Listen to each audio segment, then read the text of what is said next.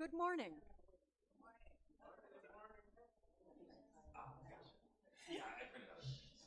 Good morning to all of you here in our sanctuary, and greetings to those who are watching the server remotely, whether during the live stream or after.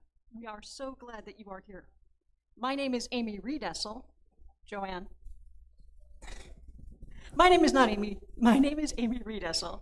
My pronouns are she, her, and I am happy to see everyone here today. We welcome everyone here to this home of comfort, spirit, justice, and hope. We are Unitarian Universalists.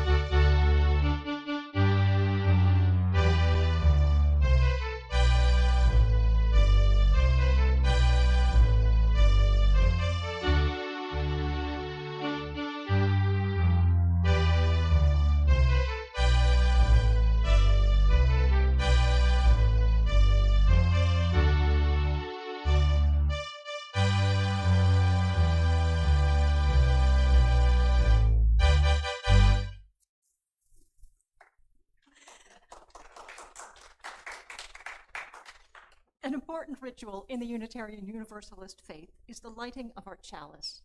We have many different interpretations of the flaming chalice, including the light of reason, the warmth of community, and the flame of hope.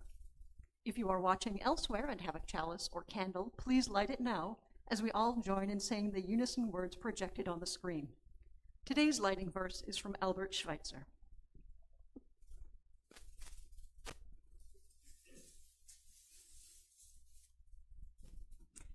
At times our own light goes out and is rekindled by a spark from another person.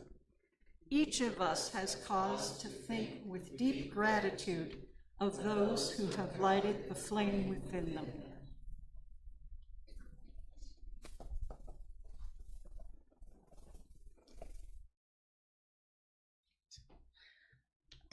I am Eden, your assistant pastor, and I'm so excited to be in the spirit of meditation and prayer this morning with you today.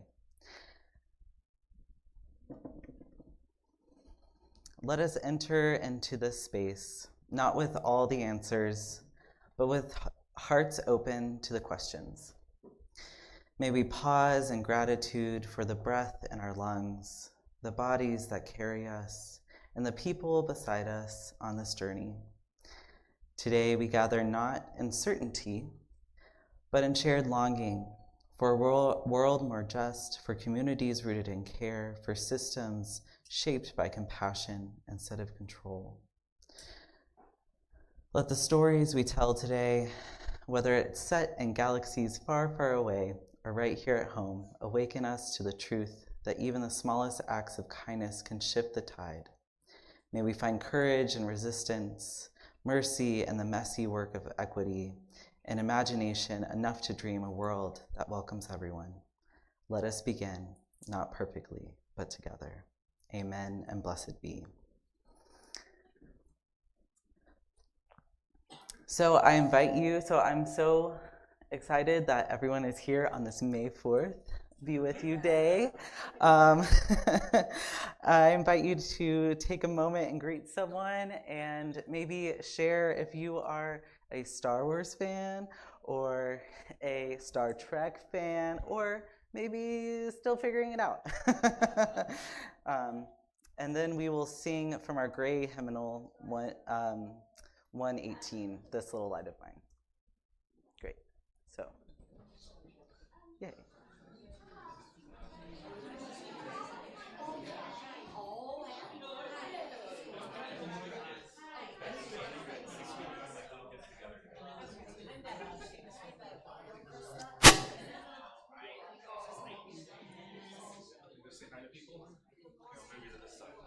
Oh, I like the sweatshirt.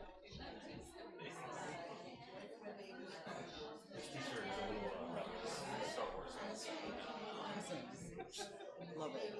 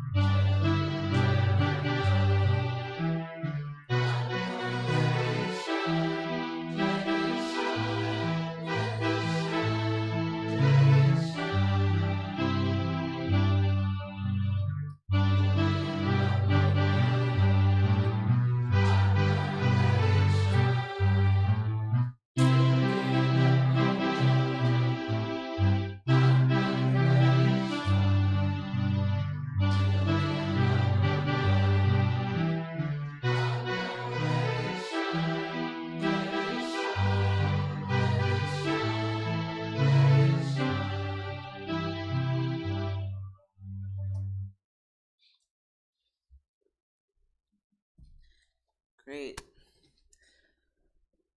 So we like to root ourselves in our values and place the service within the larger values that we as Unitarian Universalists hold dear. This week we lift up the values of equity and interdependence. In this community, these are core principles, not just ideas, but ways of living for each other. Equity reminds us that fairness does not mean sameness. It means recognizing our different needs, our different starting points, and shaping our spaces and systems so that each of us has what we need to thrive. It means no one should have to hide who they are or struggle in silence just to belong. Interdependence is the truth that we need each other. It's the refusal to believe that anyone should carry their burdens or their joys alone. It's the practice of care, of showing up, of building a life where mutual support is the norm, not an exception. Together, these values call us to listen deeply, to design intentionally, and to act with love.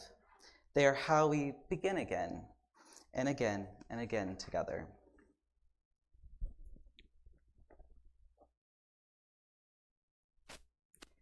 As today is Star Wars Day, may the 4th be with you, and also with you. we thought it appropriate to consider some words of Karis Nemec from the first season of Andor, a show about the beginnings of the rebellion. There will be times when the struggle seems impossible. I know this already. Alone, unsure, dwarfed by the scale of the enemy. Remember this. Freedom is a pure idea. Random acts of insurrection. Freedom is a pure idea. It occurs spontaneously and without instruction. Random acts of insurrection are occurring constantly throughout the galaxy. There are whole armies, battalions that have no idea that they've already enlisted in the cause. Remember that the frontier of the rebellion is everywhere, and even the smallest act of insurrection pushes our lines forward. And then remember this, the imperial need for control is so desperate because it is so unnatural. Tyranny requires constant effort. It breaks, it leaks. Authority is brittle. Oppression is the mask of fear. Remember that.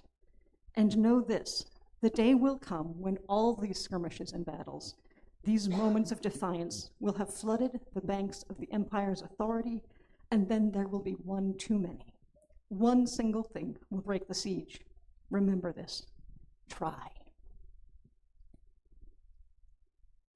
As part of our worship service, we take time for the expression of joys, concerns, and sorrows. Home for us means a place where we can share the things that weigh down our souls or that fill us with joy, and where those we love surround us in good times and in turmoil. If you would like to recognize a joy, sorrow, or milestone, you can come forward and place a stone or several in the water bowl to represent them. I invite you now to come forward down the aisle on my left, across the front, choose a stone and place it in the water, a symbol of what you share with us. Then return down the aisle on my right and back along the edge to your seat. If you are unable to navigate this for any reason, just raise a hand and someone will place a stone for you, because in this home we bear each other's burdens and share each other's cares. Let us breathe a prayer of silent prayer and meditation.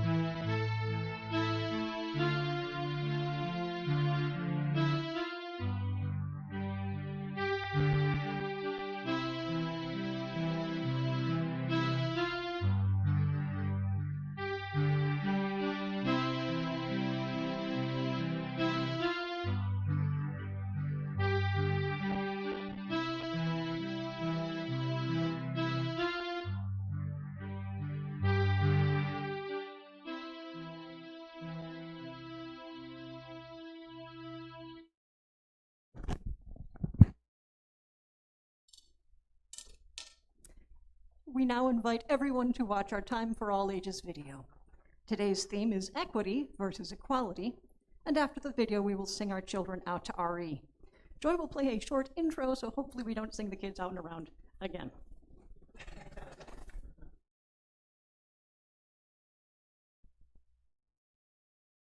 Equity and equality are often confused, but these two words cannot be misused. Maybe you've said equity when you should have said equality. You've used them interchangeably, and that's as wrong can be.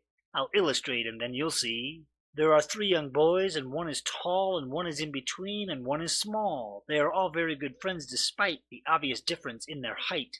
So in between and short and tall go out to see a game of ball. They all want to watch the game in the sense they are the same. So one is tall, and that's not all. He's big enough to see the ball. All the tall kid has to do is stand there and enjoy the view.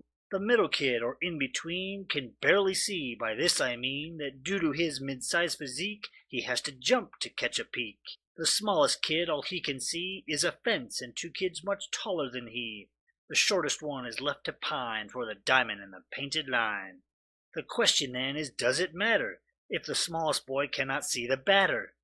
A solution lies conveniently in the form of boxes 1, 2, 3.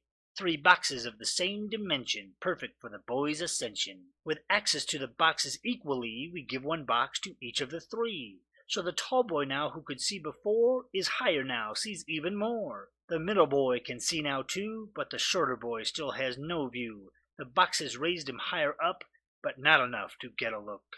Sharing out resources equally has not allowed all 3 to see. We gave 1 box to each young boy, still the game all 3 cannot enjoy.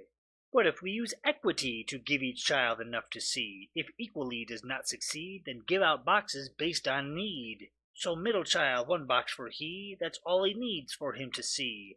Tall boy though, he does not need to have a box, that was just greed. He gives it to his smallest friend, so above the fence he can ascend. All 3 can now enjoy the game. Equity, not equality, made them the same. Now think about these 3 young men and their equitable condition. Apply it to the world you see, your life and your community. What if instead of watching ball, the problem was good health for all? What if instead of being petite, you didn't have good things to eat? What if by being small meant your neighborhood had no safe park at all? It's easier to be tall when your parents are educated. The advantages are such, make you feel elevated. Equity and equality are often confused, but can no longer be misused. I know they sound quite similar, but now you are empowered with the answer. In the world of the tall, the short lose out. Use equity to work it out.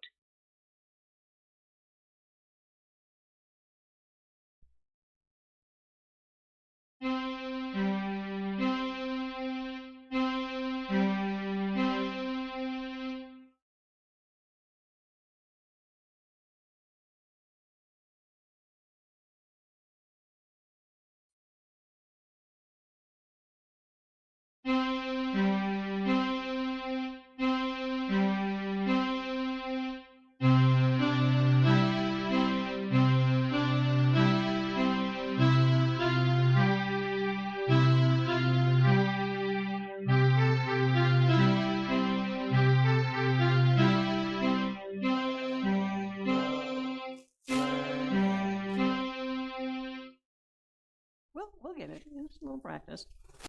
Our next hymn is in the gray hymnal or on the wall, number 16, "'Tis a Gift to Be Simple."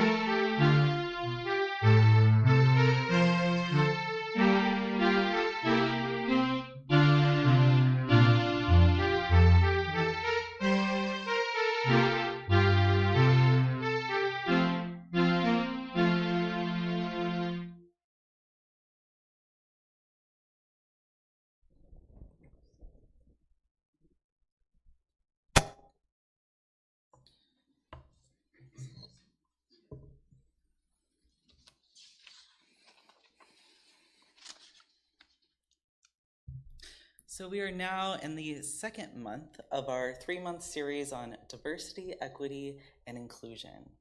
Last month, we explored the vast landscape of diversity, honoring neurodiversity, the richness of different faith traditions, and our ecological and interdependence. This month, we turn towards equity. We acknowledge our differences, but by asking how we reshape systems, our assumptions, and our communities to make space for everyone to thrive. Diversity asks us to notice the difference. Equity asks us, how do we use our resources to respond to it? And we will explore equity through lens both familiar and imaginative. We decided to really go in with the Star Wars theme. So I hope that is fun way to explore, the way of rebellion against empire, to the real stories of navigating these systems built without everyone in mind. And we'll look how equity begins in resistance, expands through care, and shows up in the smallest, most human acts. So as we watch the video, I just want to bring to mind, what is equity? It's the fair and just allocation of resources, access, and opportunities in such a way that all persons have what they need to succeed, grow, and contribute and be represented in all parts of society. Equity refers not to providing identical resources to everyone, but distributing resources and opportunities based on each person's needs. Equity is a practice of recognizing and responding to our differences in order to create a just world where everyone belongs, not by asking people to assimilate to a certain status or expectation or norm, but transforming the world to include and support all. So it's not about treating everyone the same. It's about giving everyone what they need to belong and flourish. It affirms that no one should have to do more labor than what is needed. It's an ideal. It's something to dream towards.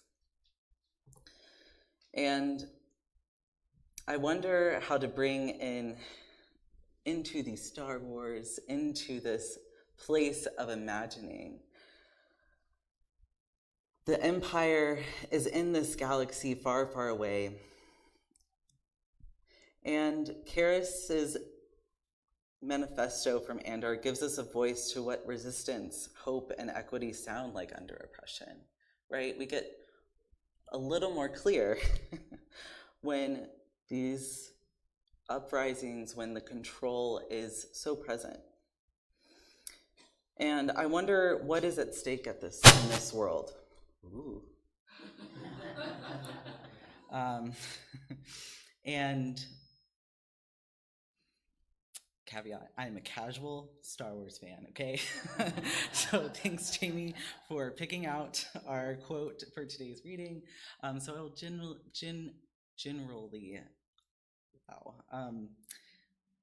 think about some of these themes. And I was looking at just a simple understanding of like what the Empire is in the galactic world, and it is and according to Wikipedia,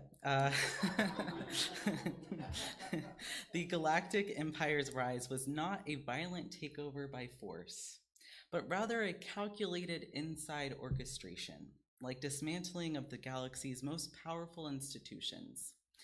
By rewriting constitutional foundations, controlling the Jedi Council, and weakening the Senate and the appointment of the local governors. Interesting. So, as I think about this world of Star Wars, and where this quote is coming from, it's set in the reign of the Empire era, so it's leading up to Rogue One and Episode 4, A New Hope. So That's like the 1977 movie, if you're like thinking year chronologically. And it's the starting place of this rebellion, of this realizing that, oh, there's oppressive forces, and how do we get inside, or how do we start to pivot? The empire is using their force as a power over rather than a power with, which means rebellion comes. It seems like it's almost a matter of balance, and I think about the force, that it's a balancing of this good and evil space, that the force, this life force, this force can be used for good, in alignment, right, with life itself, which means learning new things, how to be in community, and it also can be used for the wrong reasons, for not on the behalf of life itself, to be in the agency of itself. So I want to go through some of these lines of Karis's manifesto, because I want to clarify what is at stake here in terms of awakening to the rebellion in Star Wars. So it says, there will be times when the struggle seems impossible. And I wonder that why would someone say this? Because of course it is, of course. And yet it's bringing out clarity. It's saying this is where we are. There will be setbacks. There is a willingness, there is a mental toughness, it seems, that needs to happen in the mind despite the apparent outcomes and the short term. The whole is greater than the sum of its parts. It says, Karis says, alone, unsure, dwarfed by the scale of the enemy. So those in this rebellion may feel like the empire is too great to bring down, that they are too scrappy to actually succeed. An empire who benefits from the psychological warfare of individualism, of you're all alone.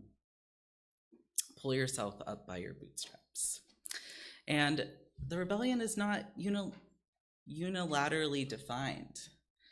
There's a certain strength in the monolith of power with one ruler, and it takes time to cooperate and navigate the particularities and the attitudes of diverse beings in this intergalactic world. Karis says, freedom is a pure idea. It occurs spontaneously without instruction. What does this mean? A pure idea. That it occurs spontaneously. What does that mean? So where is it found if people aren't taught freedom?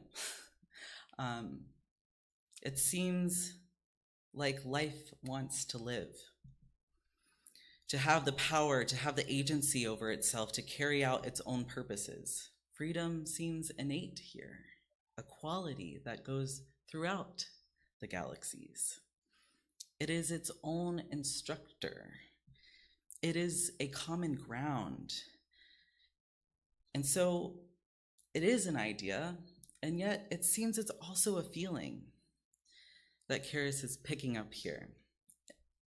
And I wonder, it seems like that can be a monolith, right? Or be a common ground. That it's a force that creates and births up from itself. It expands. It's spontaneous.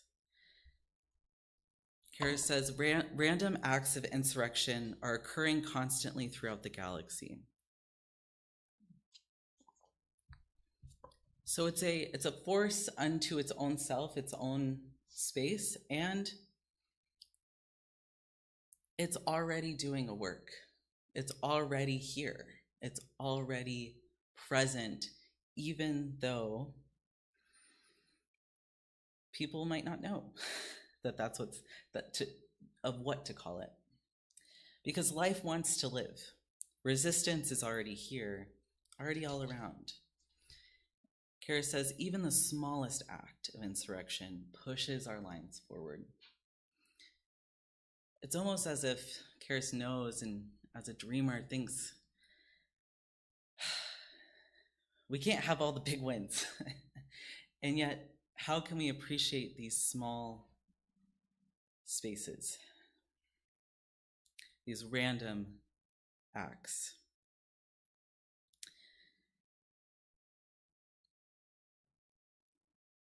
And lastly, Kara says, the imperial need for control is so desperate because it's so unnatural. So in freedom, this idea is natural. It springs up, it does its own thing. Tyranny requires constant effort. It breaks, it leaks, authority is brittle. Oppression is the mask of fear. Remember that and know that the day will come when all these skirmishes and battles, these moments of defiance, will have flooded the banks of the empire's authority. And then there will be one too many, one single thing that will break the siege. Remember this. Try.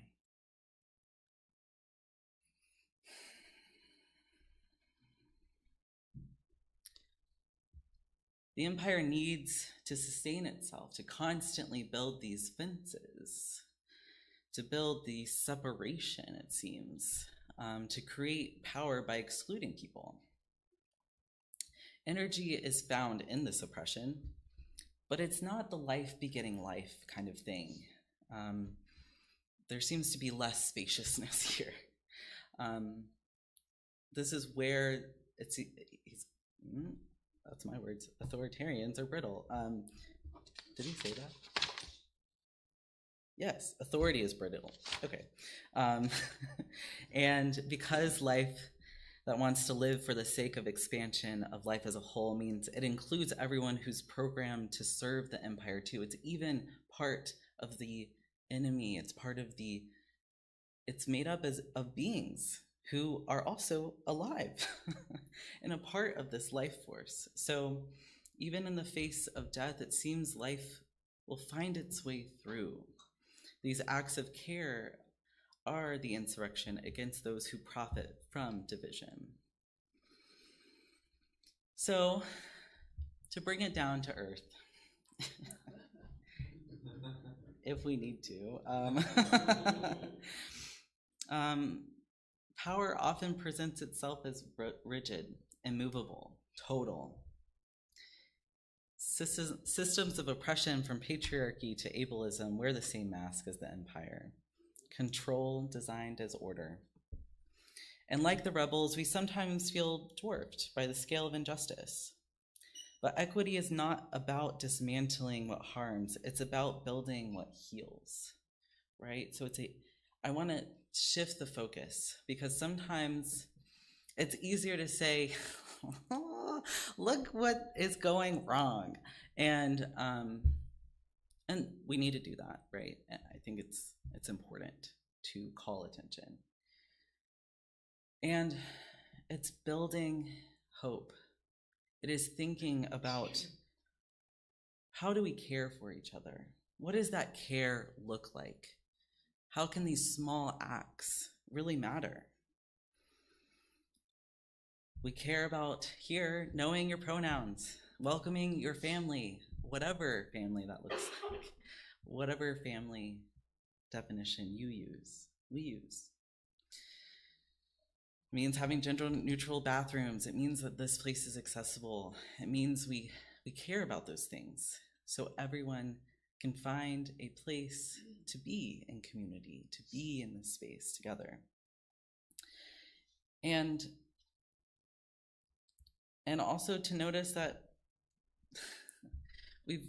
there's been a moralization of individualism, of just do it yourself, idolizes the single family household to sustain consumerism.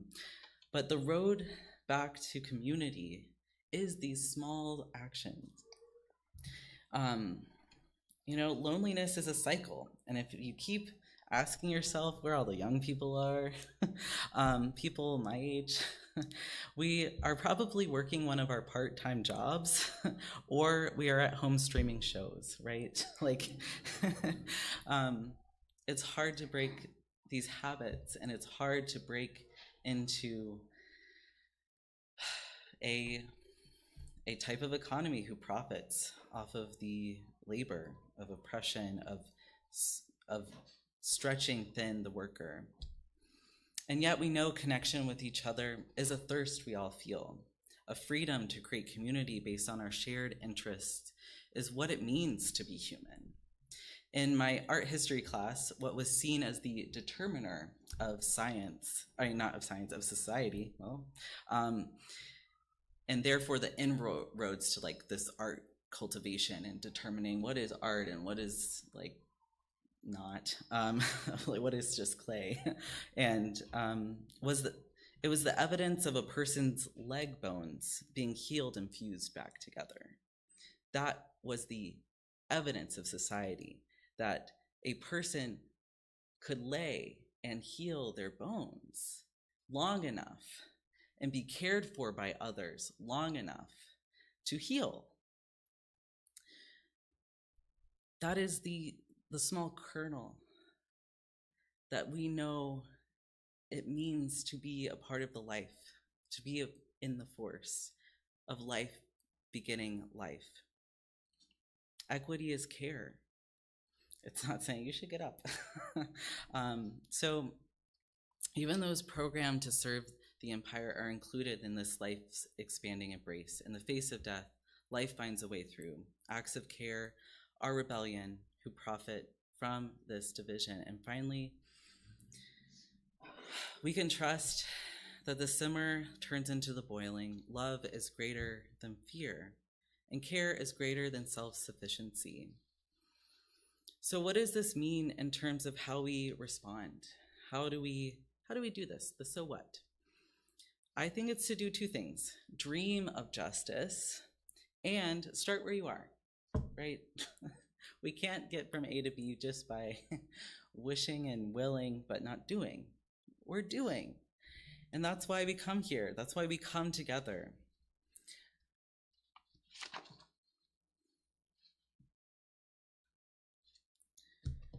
So a story from my seminary days.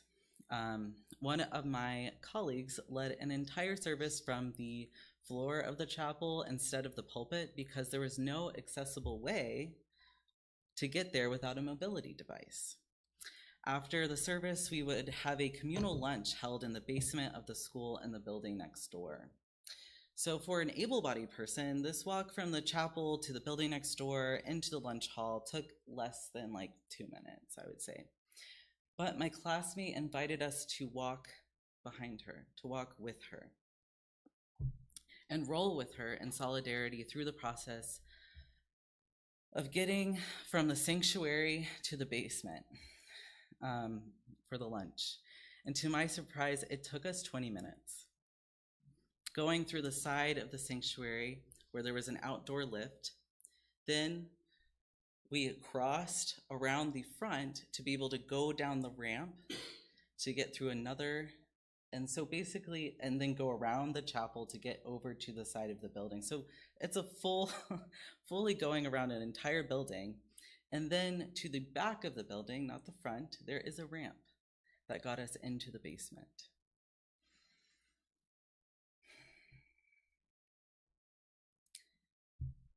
After this happened, we made some changes as a community. We decided to save space in our line, that if you were coming from the service, you got to go first, right? It's that kind of equity, that kind of care that recognizes that we don't start until you're here first, that we don't start eating and then 20 minutes later, right? That's not fair. That's not equity.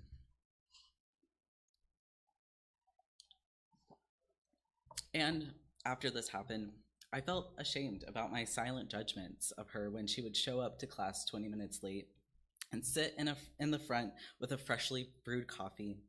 I now thought back on those moments differently, thinking that she was just doing the normal thing us, the able-bodied students, were doing between classes, grabbing a coffee to go. It just wasn't attainable to do within the time allotted by the university. And this is the two parts of equity that involves the so what of it all. We can dream and imagine and expand, right? Like for this scenario, I dream of a building that centers those with mobility challenges and mobility devices, with multiple ramps and elevators and coffee places on every floor that would also benefit everyone else too, right? Because when we bring everyone when we bring the marginal to the center, everyone gets to benefit from that. It's not a pie situation where there's less pie for other people, right? It's a life begetting life. It's an expansion. And also part of this dream of justice that keeps equity at the forefront is saying we start right here. We can do what we can do despite the circumstances. I had trouble remembering exactly what we ended up doing, but it was a multi-person communal response with, hey, can I grab your coffee for you? Hey, are you, another one of my friends said, you know, there's no, I can't get down without a, what is it called? Oh my gosh, a handrail. Because there were stairs, and she could manage stairs, but she couldn't, with her cerebral palsy, could not go down without a railing. And so we would, she would text our group and say, like, who's around this area and can walk me through the stairs. So it's that kind of way of showing up for each other, being community, even though things weren't perfect. So I invite us to consider a few practices to start to massage this into our everyday experiences, to identify the fences, questions such as, who already has access to this resource? How can they, my friend who uses mobility devices, can they navigate this entryway? Is there accessible parking to get even to that space? And then what stepping stools have already been in place? Where is the equality? Maybe they can navigate the ramp, but there aren't any buttons to actually get into the door with ease. So, and we can also see what are the stepping stools that still fall too short. Maybe there's a ramp, but it's located at the side or the back of the building, so it's hard to find, or if you didn't spend the emotional and mental labor load to research exactly where you're going and all of those things, you might not know where the accessibility spaces are. So it's also that space too, the mental load.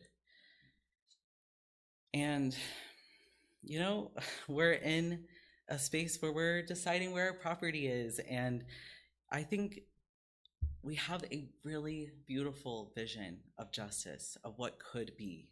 And I wonder, what are the ways that we can care and pivot and be in the messiness of that, of what ways can we be community together, is maybe a question I ask you to consider. So maybe as we close, mentally go through the list of the places that you frequent, that you go to, and think, could someone roll here? Could all my friends find a bathroom here? Could a baby be changed in the bathroom? Imagine what a world would look like if your grocery store was accessible to children, to play spaces, to third spaces for our families. What would your favorite place to eat look like if only visually impaired folks frequent there? Maybe there's plenty of dog treats and space to walk. Justice means dreaming and keeping our hearts open. Equity is rooted in the care we share here, because equity is not a policy, it's a practice. And in that practice, life finds its way. These are the small acts of rebellion.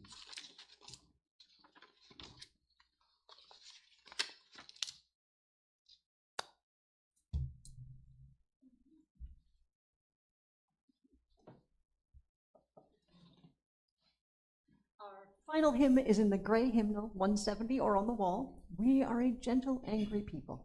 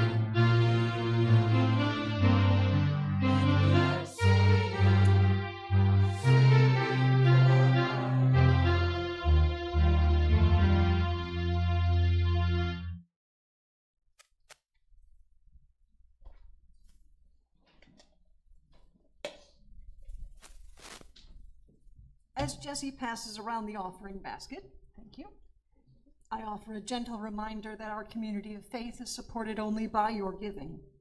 Stewardship is more than just financial donations, but also about donating in other ways to help our church.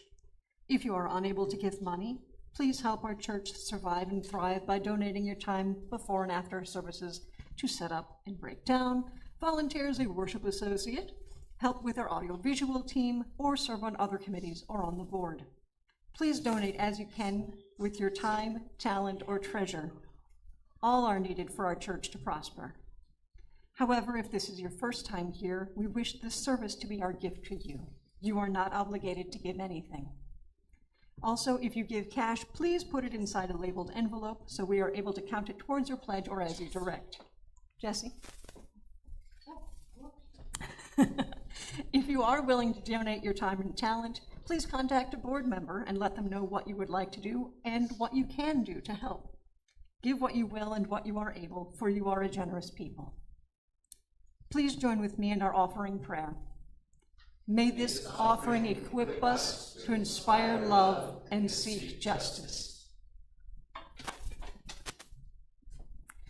As you can see on the slide, we do not need to take down today. We will need to take down next week, May 11th. Next. On May 6th, there will be a Zoominar. Check the newsletter for more information and that link.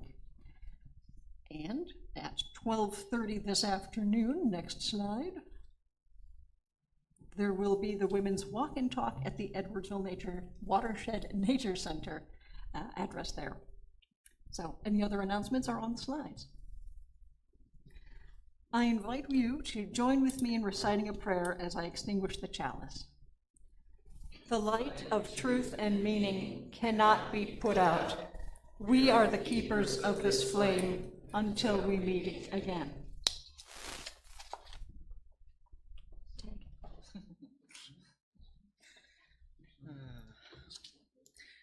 As we prepare to leave this space, may we go holding fast to the truth that care is not weakness, but the strongest form of rebellion in a world that profits from division.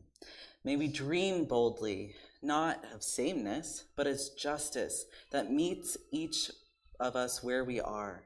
May we walk and roll and stroll with one another, not ahead or behind, but side by side, trusting that freedom grows wherever life is insisting to be. Go with tenderness, go with courage, go knowing that love is greater than fear.